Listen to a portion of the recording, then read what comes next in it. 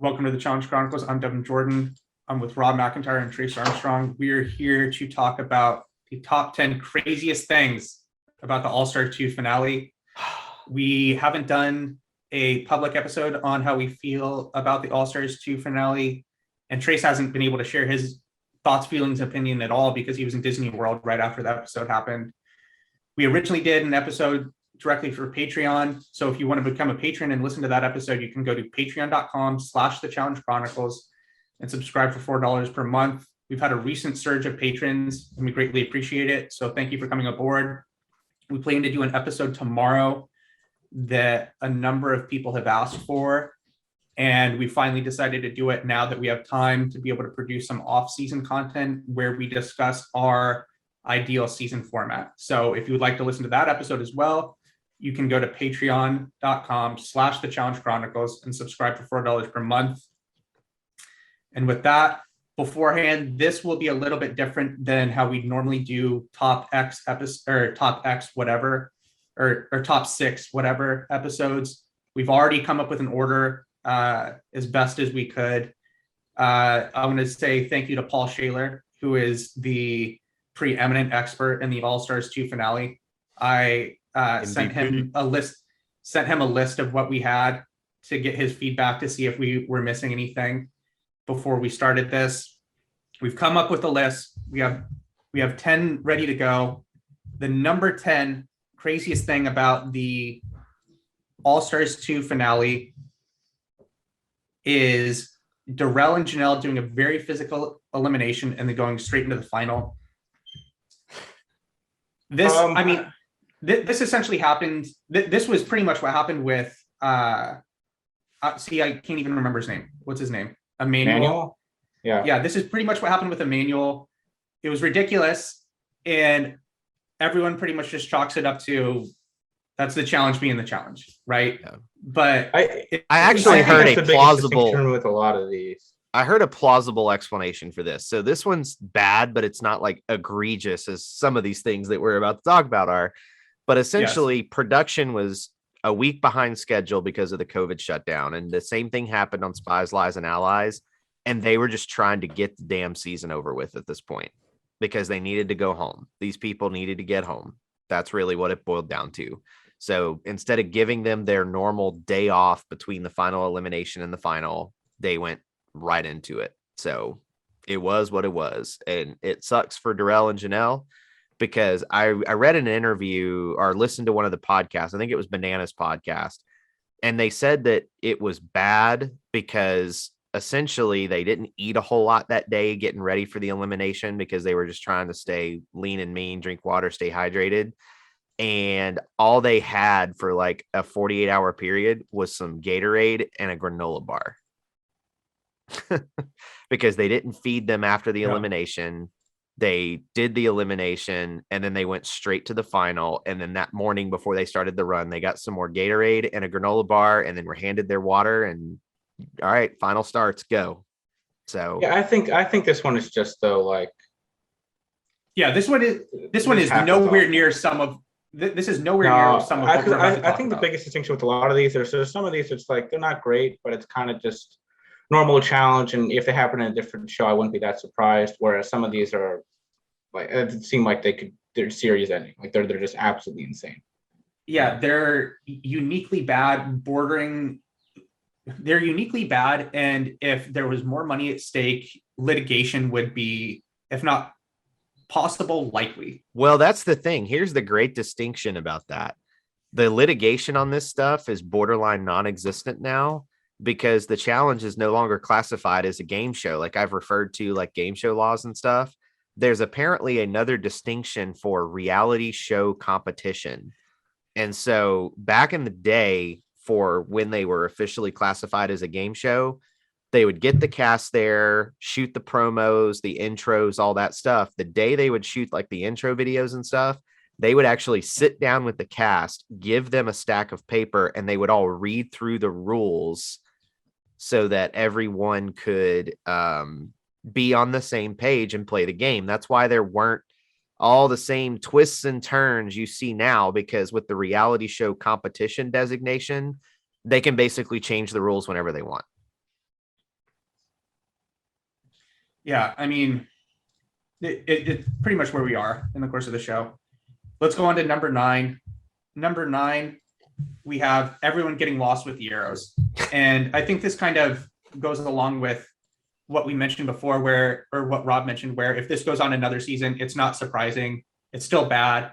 But from what we've been able to tell and from what we've heard, everyone was getting lost with the arrows even before they reached phase 1, because the part that we did not see, that was not on the show, was we saw people getting lost with the arrows to some extent, but not to the magnitude that it actually occurred. And then even before phase 1 happened, there was another puzzle that each team had to race to, complete, and then proceed to phase 1. Mm-hmm. We didn't see any of that. We didn't see the first puzzle. We didn't see how bad people were getting lost. Who knows what would actually happen in this final if the arrows weren't. I guess it wouldn't matter, because phase 1 phase 1 didn't matter. It meant nothing. It meant nothing. We're gonna get to that in just a minute, but again, though, this happens all the time with bad production directions, and cutting out stages literally happens in every final. I mean, every single final has stages that are cut out, and that's not great. 30. I mean, go all the way back to Rivals 1. More than other things, just because you only have a certain amount of time, you don't know how long each of these are going to take. So that's not egregious to me.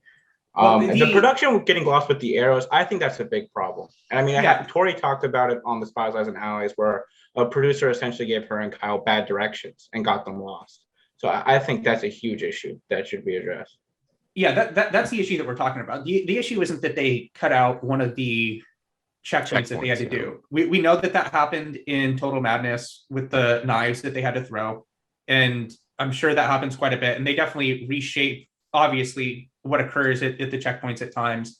But the arrows and people not knowing where they needed to go seemed like it was on another level compared to where it typically is. And it seems like it's something that, just figure it out. This isn't that hard. There's got to be a way that you can do this so people can actually compete in a way that reflects their actual ability. That's what this is. Like a map or something. Like when you used to walk into Disney World and then have the map with the attractions, little line you could follow. Just do that. Like I people trying to figure out directions is not especially poorly designed ones like these happen to be. It's not my idea of the well-designed fun. Do what they did on the Exile. When they would start the Exile on Fresh Meat 2, they literally handed them a map showing them the trail they had to run. Just give them a map they have to carry and keep up with, and make the map mandatory as part of finishing your checkpoint. Like, simple, done.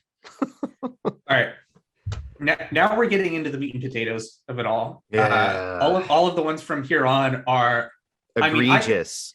I think from here on, you could make a reasonable argument for almost any one of these to be in any order. Yeah. And we kind of just put these in an order so we could at least talk about them. But at number 8, we have MJ and Janae saying in the Entertainment Weekly interview that they were 10 minutes ahead of Janelle and Jarrell, when, according to Janelle, it was 50 yards. And we have gotten confirmation from Janelle, I believe it was in the Most Likely 2 interview, that Janae, since that Entertainment Weekly interview happened, went back and apologized to her and Darrell for saying that. And she said that she was just caught up in a lot at the moment. She's not sure why she said it, and she was definitely sorry. Because Janelle said that she was definitely hurt by that, when that is literally factually incorrect. Yeah. I think we need to subtitle this episode MJ is a big fat liar, because I have a feeling the way it probably went down based on rereading that interview is MJ was saying a bunch of stuff, and instead of her getting into a MJ, that's not true, or no, you just kind of have to roll with it and then deal with the consequences. And I don't think this is that crazy. I think it's absurd. I think it's very on this stuff all the time. Like that like, dude, he's literally just trying to make it look like, regardless of what happened with the saves, I legitimately won the All-Stars 2 final. I know, it's terrible though. Like, that's like a bad thing to do. I don't 10 minutes. Think I mean, 10 minutes ahead when you were like, I can't 50 yards. I think MJ's problem here is that it's hard now to call his and Johnny's win legitimate based on all the chicanery that has come out. in And yeah, I don't think. and Go ahead. yeah, and so you have to find ways to make it look like we would have won regardless of the chicanery. If you're going to lie about it, come up with some plausible lies that can't be easily refuted. Like it isn't Yeah. that fucking hard. Do you think he was I just drunk? don't- Do you think he was drunk in the interview? No, I think he was just saying stuff, and he was just wanting to make himself look better when all this other nonsense happened. I This think is that's what his- it was, and I don't think it's that. I really don't think it's that crazy. Like I think that people just say random stuff about finals like this all the time. I mean, if he I didn't don't just, I mean, in the midst of that Entertainment Weekly interview, I think it was like 80% MJ lying. So it's really hard to take him I credibly. actually don't think that's true. I think he was speaking too honestly at some points, which we'll get to later. Well, some of it was extremely too honest, and you could tell based on the that crappy, terrible, no good Challenge Mania interview. I usually try to be a little softer on Challenge Mania because it is what it is. That interview was basically production telling MJ, you better fucking fix this, and them calling Derek and saying, hey, if you want to get cast again, you better make this a softball and keep Scott's mouth shut. You know that I didn't- coordinated? Yes. Yeah, I bet you it was, dude. Because I listened to it, or I didn't listen to it, but I heard someone say that it was the worst interview and/or podcast they'd ever heard. Mm-hmm. It was that bad. It was Challenge Mania's worst episode by far. And there's been some episodes that have been tough to listen to back in the early days with Scott and Derek, where that air horn would go off every 30 seconds and Derek would start playing rap music in the middle of an interview. And like, it was bad. I mean, it was really bad. Like it made everybody look bad by the end of the interview. So, I mean, and I understand, I'm not trying to say this to rip Challenge Mania because what they do for the challenge community is a big deal. And, they have by far the most listenership, although Bananas might pass them now since he's actually on the Ringer network. But Do you think it's Anissa and Tori's podcast is probably the most? No, listened to? Challenge Mania has more than they do. yeah, pretty Challenge confident in Mania that. actually gets more, but I think Bananas might pass them And now that's because the he's other on thing to me is Spotify. if they felt like they needed to like do some makeup work, it would have seemed like they would have fed it to Tori and Anissa. Well, rather Tori than and Scott Anissa were on Derek. vacation in Mexico, so they literally couldn't Oh. record. So it was Challenge Yeah, but you can Mania. even just do it on the chat on their platform and not use them as the hosts. I mean, I think they had to get them out there as quickly as possible. And Derek and Scott have a podcast that is regarded as one of the important voices in the challenge community. So I think that's what happened. Like, quite frankly, Oh.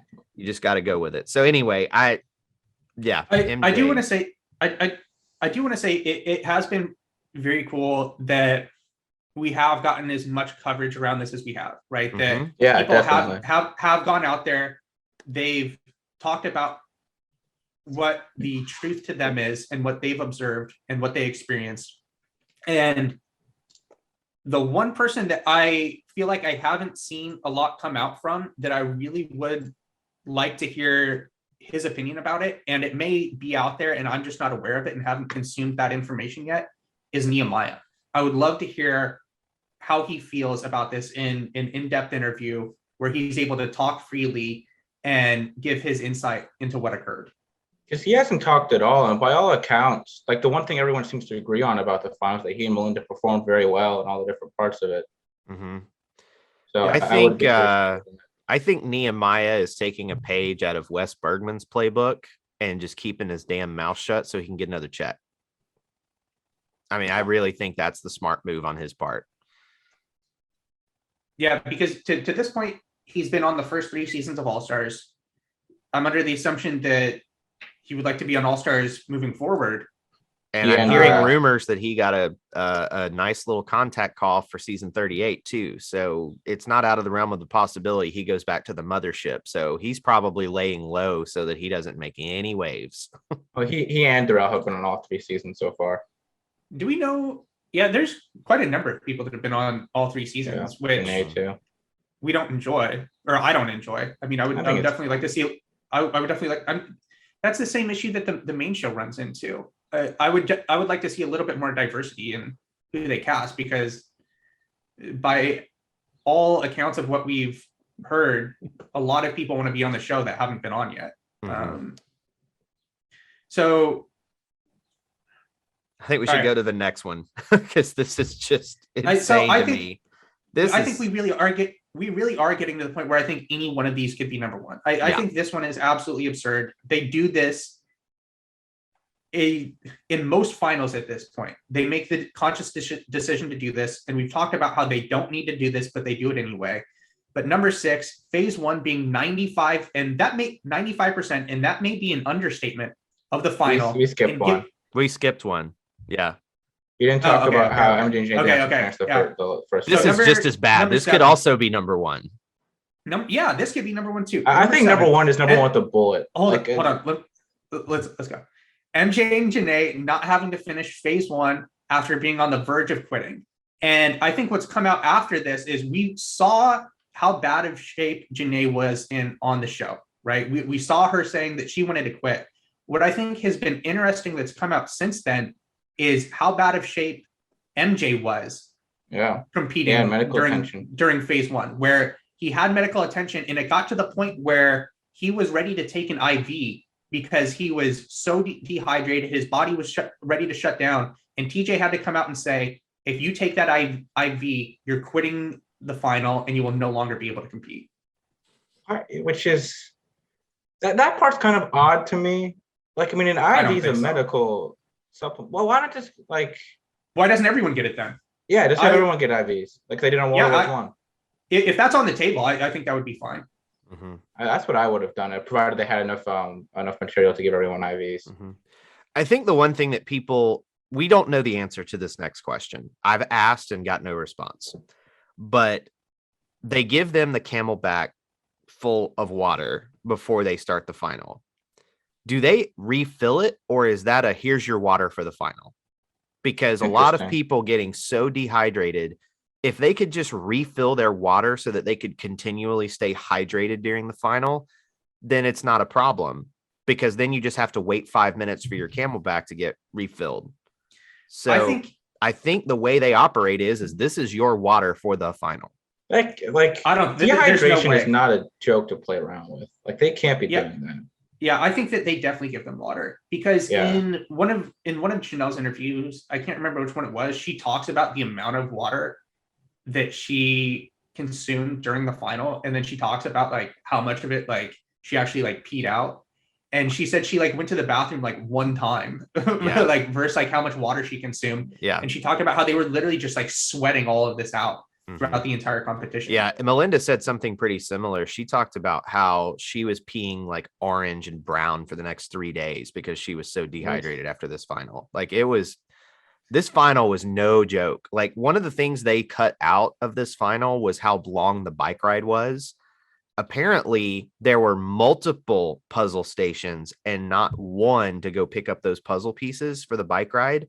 The first one was like 6 miles. The last one was like 10 miles one way. So they had I to thought you could ride. tell they were different from the show. The amount, obviously, not as much, but they I think they talked at one point. You could hear Darrell talking about going to a farther station. Yeah. Well, maybe they did, and I just missed that. I could not believe that. I mean, I understood. Okay, 6 miles on a bike probably takes about 20 minutes. All right, cool. 10 miles one way. That's a long ass way when you're that tired. Yeah, I feel like I heard someone say that by all accounts, this one checkpoint was 70% of phase 1, right? That this was the majority of what happened in phase 1.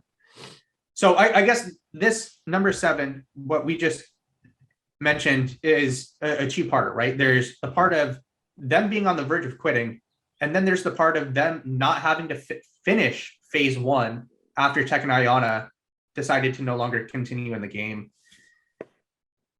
It's interesting to me. I think, let me finish this part. And what's interesting about this is that they did not have to finish phase 1. Combine that with the fact that it seemed like they were nowhere near finishing and nowhere near Melinda and Nehemiah and Janelle and Darrell. They were nowhere near at the point in time where they would be able to like finish in a time somewhat close to where they finished. Go ahead. Well, they were somewhat close at one point. I think they really struggled with that memory portion. What's interesting to me, though, like, let's say if Tech unfortunately had like sprained an ankle halfway through and they had to quit, would they just not have done the rest of phase 1? It's a great question. Good question.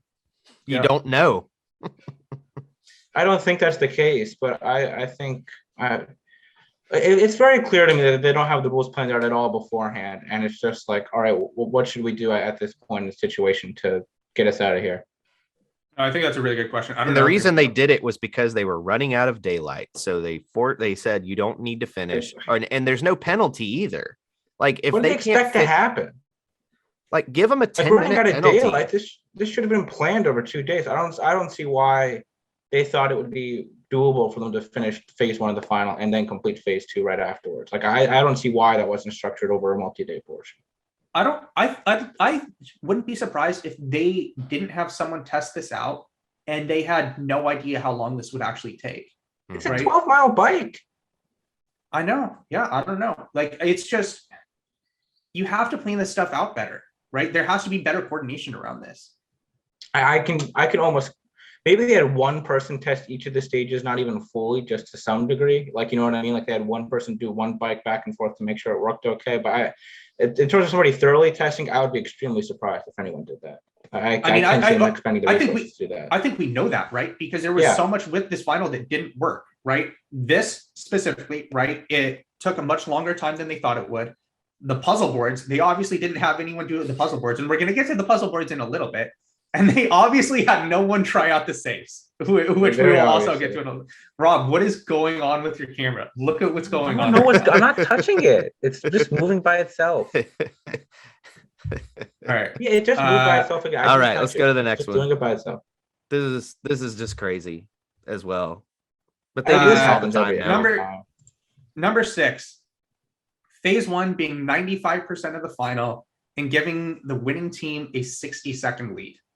If we went through every single final that's happened in history, how many would have this happen? Or this to some degree? Rivals won. Rivals won. X's had a head start. It was structured better, but they did have a head. Yeah, X's one to me was fine because it was a head start, but you know who had the head start. I would say it's still below. Spies, Lies, and Allies is similar. Like you just kind of had to make it through every Spies, Lies, and Allies is checkpoint. ridiculous. Double Agents had it. Total Madness very much had it. War of the Worlds 2 had it. Vendettas had it because remember, like Zach and Cara. I've blocked really that out of my memory. Yeah, Zach and Cara just get that weird head start. I mean, it's like it's my thing is it's just like that's like every final. Yeah, if there's more finals that have had this happen, then have it. Well, in the last 10 years, yes, it's become a norm. Since Rivals. And Rob, for sure. And Rob, we talked about this when we originally recorded. What could they do instead of doing this? 1,000 other options. Time the events. Time every checkpoint. Have them leave structured where like you know what I mean? Like if you finished an hour and a half ahead, you just leave an hour and a half before. You could have them just have the final be over one period of time, so there is no breakup. There's so many different ways to get around this. Well, and what we said, and I think I agree with this the most, is just have it start, have it end, and just edit it to make it look like it's closer than it actually is. Yeah. I think you that's can the edit most simple this however you want. Yeah. That's the easiest way to do it. That Fresh Meat 2 final. Janelle running with a background that wasn't even there. Clearly, they can edit around how far apart people are. Well, they edited it to make it look like Janelle and Darrell left the puzzle boards before MJ and Janae, when we know that wasn't true, right? That's come out. That did not happen. So they edit they can edit the pickup that truck MJ and Janae are coming back on as they're running. They edited that to make it look like the way that they wanted it to look like. They can do whatever they want, right? Just do this then. You can show 2 seconds of someone running and cut to confessionals. Like it's so easy to do it. Like it's it's a gimme. It's a softball. I mean, we're about to cover Fresh Meat 2 here the next few weeks for the Chronicles. And it just like that final is probably one of the most perfectly structured finals in that it was grueling. It tested everybody and it was all done in the same day. Like it is like what you want to see in a final. What I guess that's a good question. Let's talk about this quickly now. What final do you think had the best structure? Do you believe it is one of Fresh the most Meat 2? entertaining to watch to me?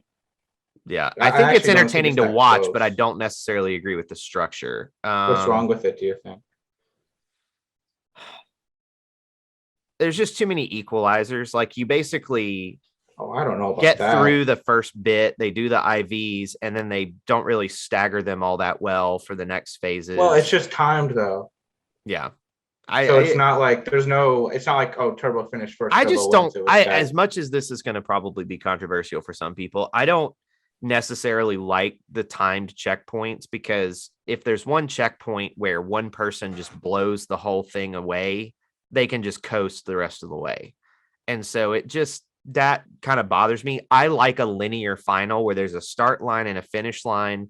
Whoever gets there first wins, and just go with that. Like, that's what I prefer to see in a final. I think the issue still persists though in that final. Like if we have a puzzle and you do it an hour and a half before or finish an hour and a half before Devin and I do, you'd still be an hour and a half running time ahead of us. It would just be like calculated differently.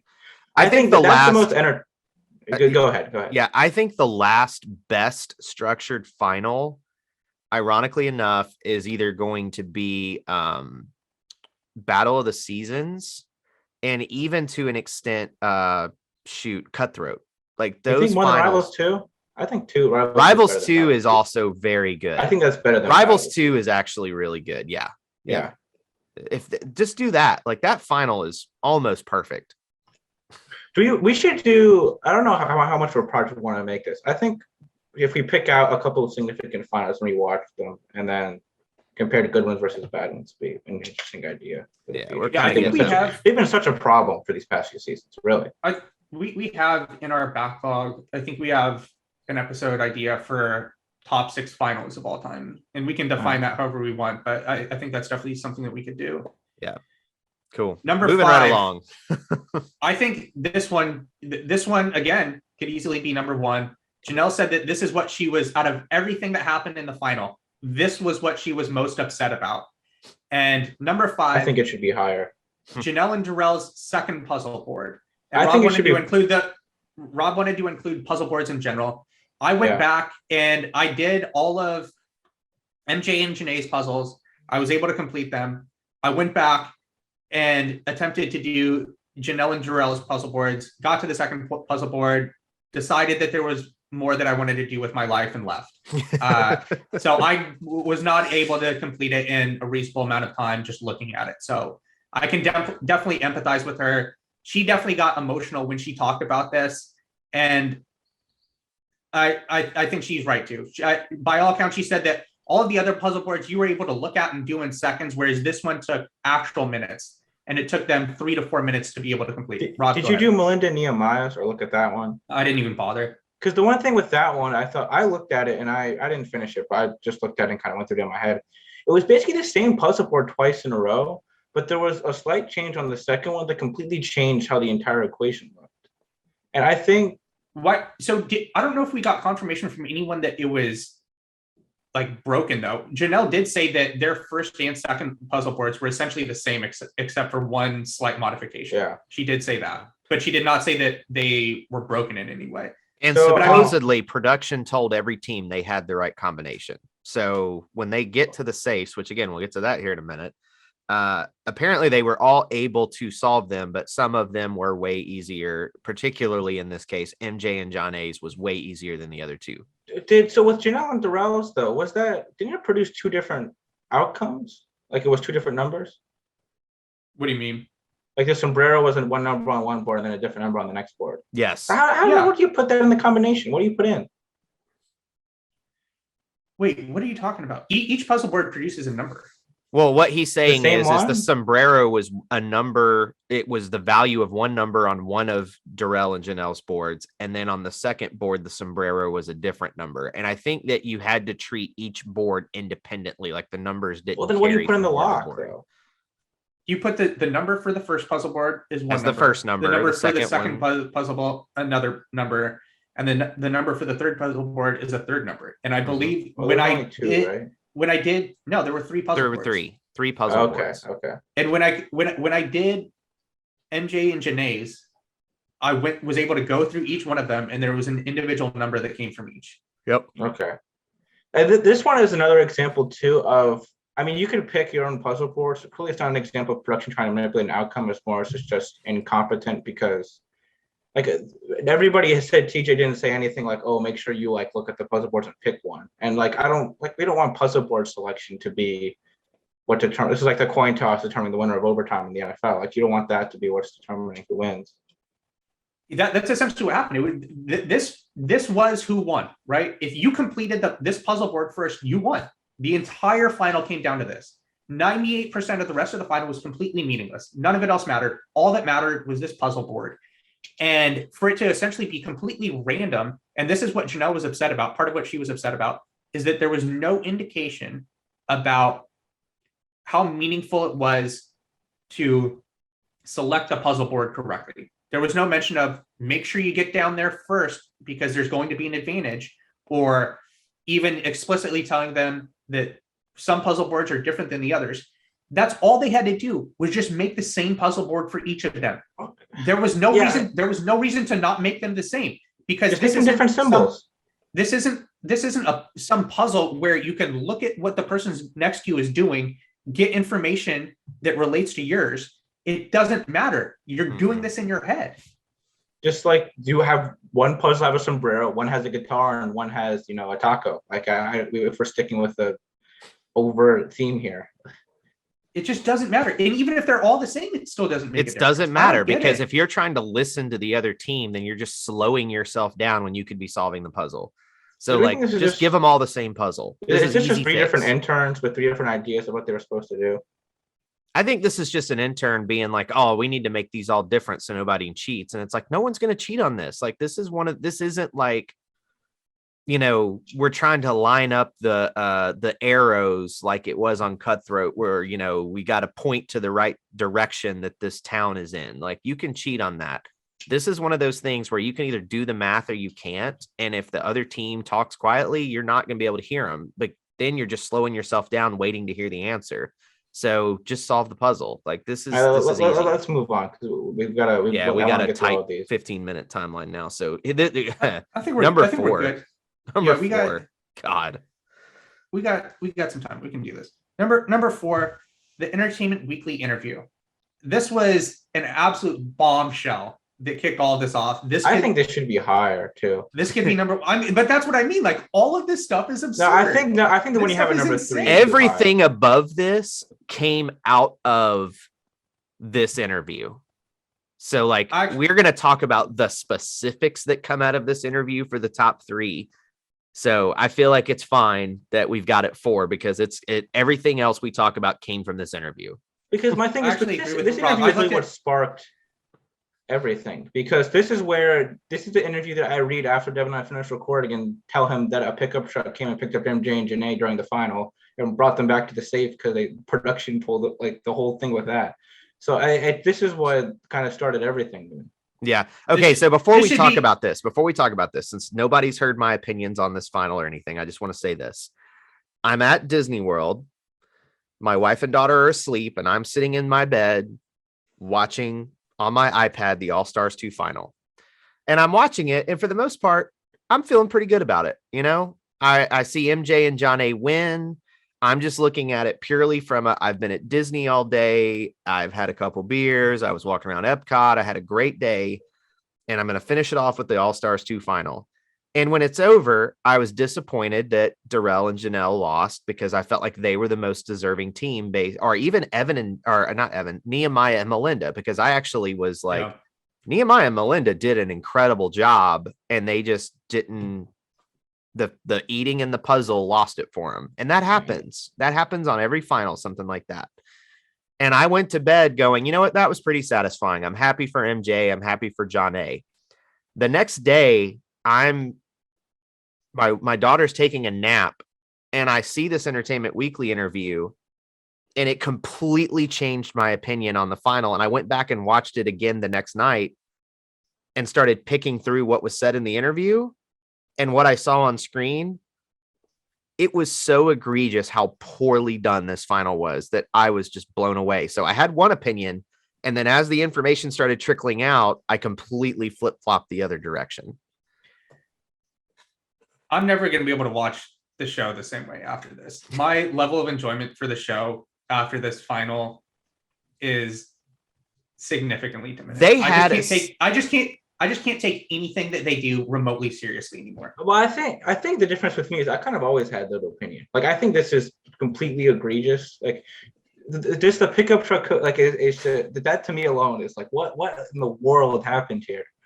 But I just think like a lot of people in the UK talked about how just that they've had a couple of leaders in the recent past who have been kind of buffoonish, and that was actually a good thing because it showed them we shouldn't have this reverence for the leader just because they're the leader.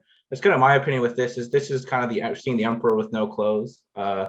The pickup truck And I coming mean, down, picking up MJ and Janae. It's like this has always been what's going on. It's just that we didn't. It wasn't Somebody actually opened their before. mouth about it stupidly. Yeah. so like the thing is like I didn't like take like I obviously don't think that they know what they're doing. Like obviously from what I've talked about from the last 2 seasons since we've or last 3 seasons since we've started to do recaps of the current episodes. But this to me is just on a completely different level, right? This is gross negligence and incompetence beyond what should be reasonably expected from someone that is producing a television show on this level, right? At what point will anyone from production speak publicly and openly about something? Never. Never, Never? never, because they Never don't even gonna have mention to. it. No, they don't have like never. They will never talk about Because this. here's the thing, Rob. 80, I would say 80%. Well, maybe all stars, it's a higher number. So we'll say 60%. 60% of the people that watch All Stars 2 on Paramount Plus don't know anything about what we're Oh, talking it's more than about. 60, dude. Yeah, I bet it's like Significantly more 90. than- Yeah, it's 90 or significantly 95. more. Think it's that high. Yeah. Easily. I think that's without question. I think there's too much people who consume challenge content who probably don't have a significant idea of what happened. I was speaking more like someone from production leaves and goes to ABC or somewhere else, and then they're like, "Oh, let's talk." What They're not happened going to there." talk about it because, I mean, in the They entertainment probably have world, NDAs. yeah, there's NDAs that would probably blackball them from other productions. Like, no, you don't talk about that stuff.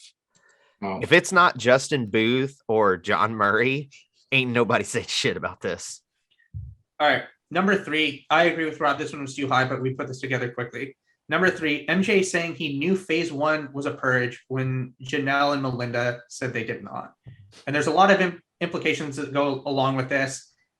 I would be inclined, based off of everything that we've heard from MJ to this point, I would probably be inclined to believe Janelle and Melinda over MJ.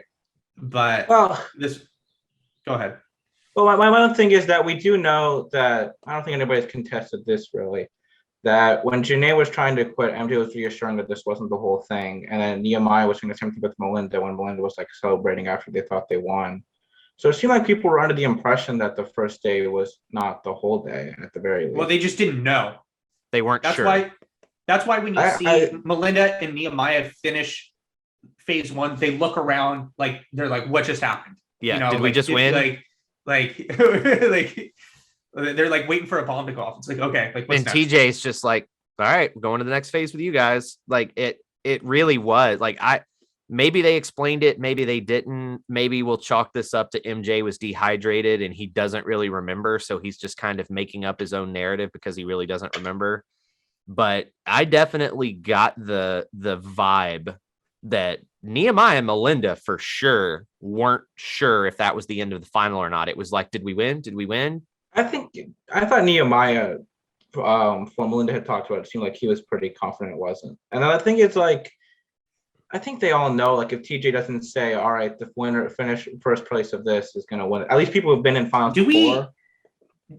Do we know that though? I was about to say that I feel like there's probably been instances where people have finished a certain portion of the final. It ended up being the last stage, and they didn't know that it was the last stage. I believe that happened in I Total guess Madness, that is correct? fair. Yeah, because like That I happened think in Jenny on Total Yeah. Madness that happened to her. Yeah. Mhm. Which is So that- insane. Like you want them to know that this is it. You want them giving it everything they have, and for them to finish and be like, "What's next?" It's Yeah. just like, what do they have to gain out of that? They have nothing to gain. Nothing. They just I think love keeping people in the dark. It's like their main thing. I think what the reason why they may do that is in case they fuck up, it gives them Yeah. a way to kind of get out of it. And if they've told people, I don't know, they're just clueless, dude. Like I give up. Like I gave up. Like I said, it's just this whole I Like, think they have zero credibility with me whatsoever. Like, Yeah, they have zero credibility should- in everything they should they've have done. zero credibility. Like what could you say that they do really well? What do they do really well? Nothing. I can't think of one thing. Nowadays, production. Production. What does production do really well? At this point, I don't know if there's anything they do really well. Okay, Yeah, I will give that's you. a They get problem. renewed. I will- Actually, no, you know what problem. they do really well? They get renewed for seasons. They That do yeah, well. they make money. That's the thing. That- They that make a remains lot to of be- fucking that- money. That remains to be That's like their seen. main job, really, is to make money. They're the highest rated show That's on what- MTV. They're one of the highest rated original pieces of content on Paramount Plus. So, despite the fact that they often have nonsensical rules, terrible decision making, all of that stuff, they still make tons of money. They So make there's money. there's And- no incentive to change, provided they're still making lots of money. And when MTV is looking at the accounting challenge, making money, so they're doing that right. What can Okay. MTV syndicate globally from one production? The Challenge. Number 2, production not deciding not to pause the final when the safe would not open. Well, so what do we think they should have done at this point? Let's say They try and open the safe. They realize they fucked up and they say, everyone stop. No one move. They go back, look at the tape where everyone was when MJ and Janae attempted to open the safe. They reposition everyone where they were before. Say, everyone, there is a 4-step to the safe. This is how you successfully open the safe. I don't Keep think there this was in a mind. 4-step. Or so even if there wasn't a 4-step, right? You tell them how you actually open the safe, because we know that we'll get to this for what's in number 1. But there was a way to open the safe, right? Tell them whatever way that is so that they're able to successfully complete it. I really think the top 2 things for me with this are the 4th step and the pickup truck. Those are the 2 things I can't get over. The 4th step, that like just immediately upon seeing the interview, it's like 4th step, and there's no 4th step on the board, and nobody ever even like made any vague mention of what the 4th step is outside of MJ. There saying is the no 4th step. 4-step. MJ. The only thing that we've gotten so liar. far was MJ saying that the 4th step was taking your time, is what he told Janelle, I believe. Which like There that's is such no a slap 4th in the step. face. That's fucked up. Just a slap in the face. Take your time. That's the 4th step. Just fuck off, dude. You know, This here is- is my all right. Let this is also number 1. So let's just lump these together. So Yeah, these are- hold on. Let me say this real quick. Good. All right. So we'll say what number 1 is. Number 1, production opening the safe for MJ and Janae. So MJ and Janae did not even open the safe on their own. Janelle said in the Most Likely To interview that production went back, tampered with the safe, opened it, and then MJ and Janae went and opened it on their own. Mhm. What in the flying, like, go ahead. So my thing with why didn't she talk about that at first? We think She was probably took holding it. back. I think she got to a point where she was like, you know, I'm gonna talk about everything. You know, I'm Well, but probably she not gonna didn't be on say- again. I don't think Janelle's coming back to the challenge. Well, It's another just- thing I don't that think she happened wants to was be that on. she- exactly. I think it's by choice. She's Well, another like, thing fuck that happened, this. she said that she didn't feel that bad about things until after she saw it on TV. Yeah. So why wouldn't she? I was just curious why she It wouldn't could feel, be because okay, like, they why would opened she the be safe. really upset? She that didn't know- Production. there was Here's the my PA go theory. back there? Here's my theory because I know we're running short on time. My theory is the way production decided to end this final was because MJ and John A, quote unquote, got to the safe first and all the safes were fucked up. They just decided since MJ and John A got to the safe first, they're the winners. And that's Correct. how they explained it to the cast.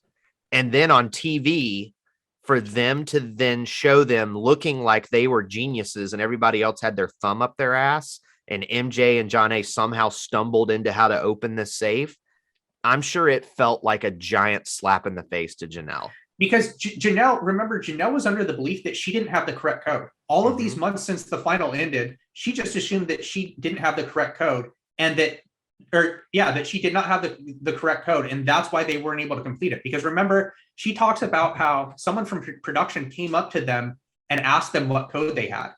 And she then found out that production told MJ and Janae that they did have the correct code.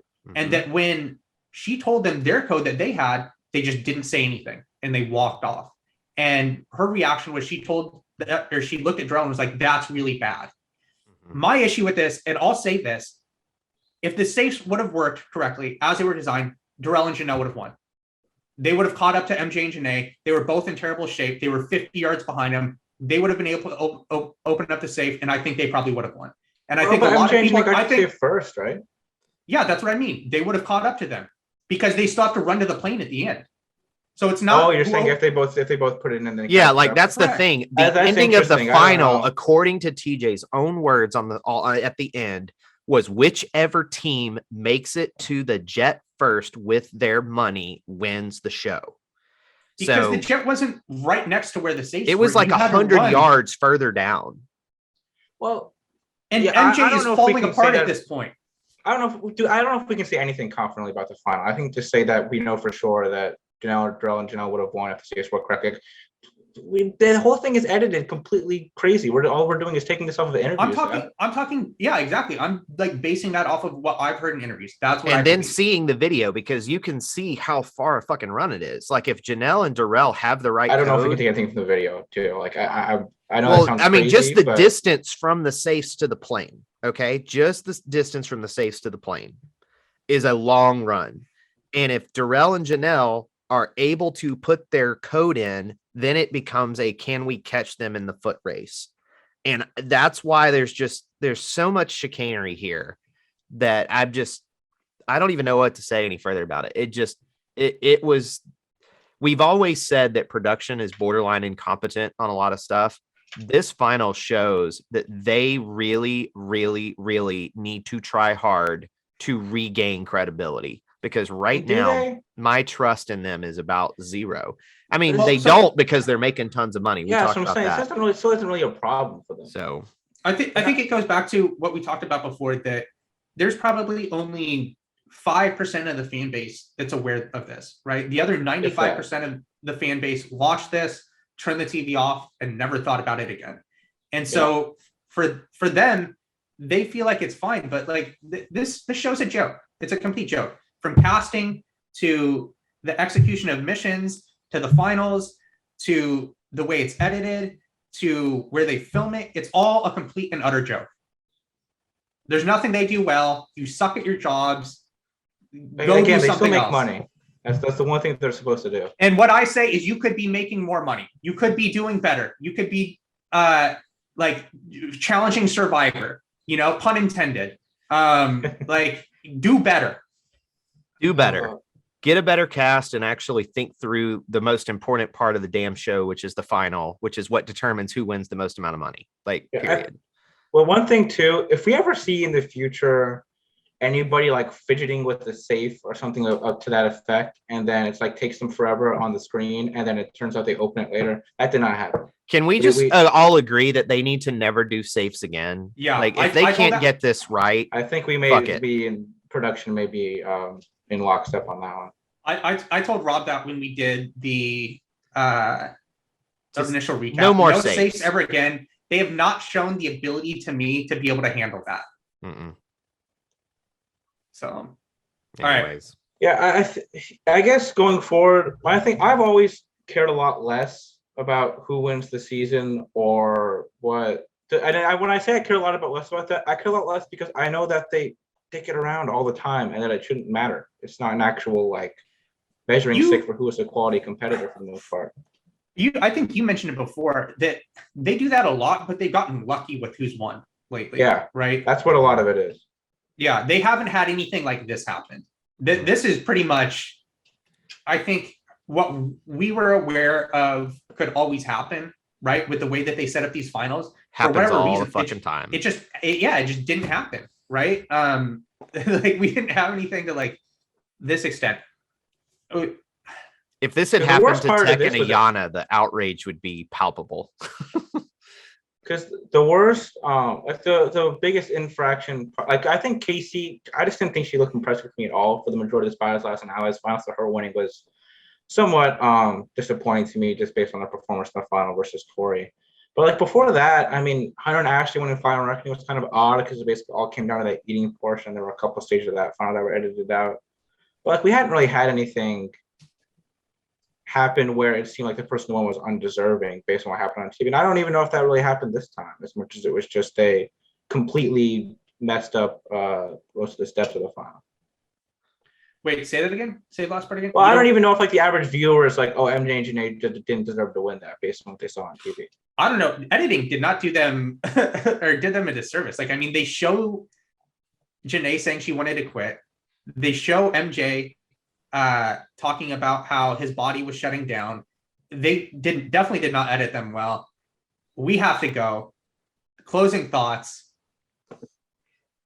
God, please let All Stars 3 not be this fucked up as a final, because this cast for All Stars 3 has me really excited. I can't wait to watch it. It sounds like we're going to get it pretty imminently because they're already still promoting it on Twitter very strongly. So, dear God, please don't let the All Stars 3 final let us down the way this did. And because you're listening to this right now, that means you're a patron. Thank you for your support. Rob, what would you like to say before we leave? I didn't know how Patrons are waiting. Okay. Thank you for adding that. Have a good weekend. Bye, everyone.